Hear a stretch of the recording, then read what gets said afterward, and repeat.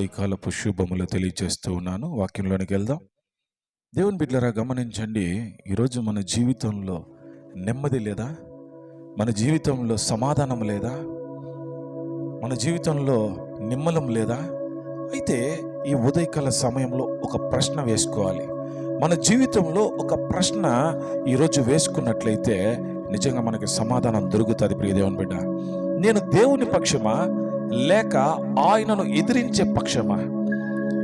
ఈ ప్రశ్నకు సమాధానము మనకి బైబిల్ గ్రంథంలో రాయబడింది. చూడండి, న్యాయాధిపతుల గ్రంథము 5వ అధ్యాయం 31వ వచనంలో, యెహోవా నీ శత్రువులందరూ అలాగుననే నశించెదరు, ఆయనను ప్రేమించు వారు బలముతో ఉదయించు సూర్యుని వలె నుందురు అని పాడిరి.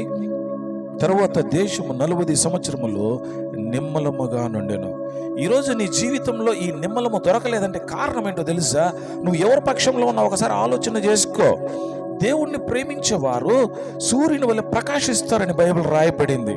దేవుని బిడ్డలారా, ఇది దెబోరా మరియు బారాకు విజయం తర్వాత చేసిన స్తుతి గీతముగా ఈరోజు మనం ఆలోచించాలి. ఇక్కడ దేవుడు మాట్లాడుతూ ఉన్నాడు స్పష్టంగా.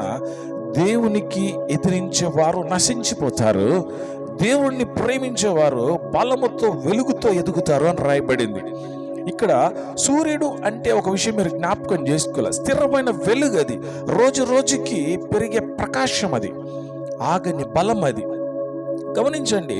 ఉదయాన్నే సూర్యుడు మధ్యాహ్నపు వెలుగుని ఇవ్వడు కదా, కానీ నెమ్మదిగా పైకి ఎదుగుతూ ఎదుగుతూ చీకటిని తొలగిస్తూ చివరికి సమస్తాన్ని వెలిగించే వెలుగుగా ప్రకాశిస్తాడనే విషయాన్ని జ్ఞాపకం చేసుకోవాలి. అదేవిధంగా దేవుణ్ణి ప్రేమించే జీవితము కూడా అంతే. ప్రారంభంలో చిన్నదిగా కనిపించవచ్చు, కాలక్రమంలో గొప్ప వెలుగుగా మారుతుందన్న విషయాన్ని జ్ఞాపకం చేసుకోవాలి. కీర్తనల గ్రంథము 1:6 చూస్తే, నీతిమంతుల మార్గము యెహోవా ఎరిగి ఉన్నాడు అని రాయబడింది. సామెతల గ్రంథం 4:18 చూస్తే, నీతిమంతుల మార్గం ఉదయించి వెలుగు అని రాయబడింది. మత్తయి సువార్త 5:14 చూస్తే, మీరు లోకమునకు వెలుగని రాయబడింది. మరి ఈరోజు నువ్వు గమనిస్తూ ఉన్నావా? నీవు దేవుణ్ణి ప్రేమిస్తూ నడిస్తే నిన్నెవరు కూడా ఆపలేరండి. ఏ శక్తి కూడా నిన్ను ఆపలేదు. నీ జీవితం సూర్యునిలా చీకటిని జయిస్తూ ఇతరులకు మార్గం చూపించే వెలుగుగా మారుతుంది. ఆలోచన చేయి. దేవుణ్ణి ప్రేమించు, ఆయన నీ జీవితాన్ని ప్రకాశింపజేస్తాడు. దేవుడు మీ జీవితాన్ని ప్రకాశింపజేయునుగాక. ఆమేన్.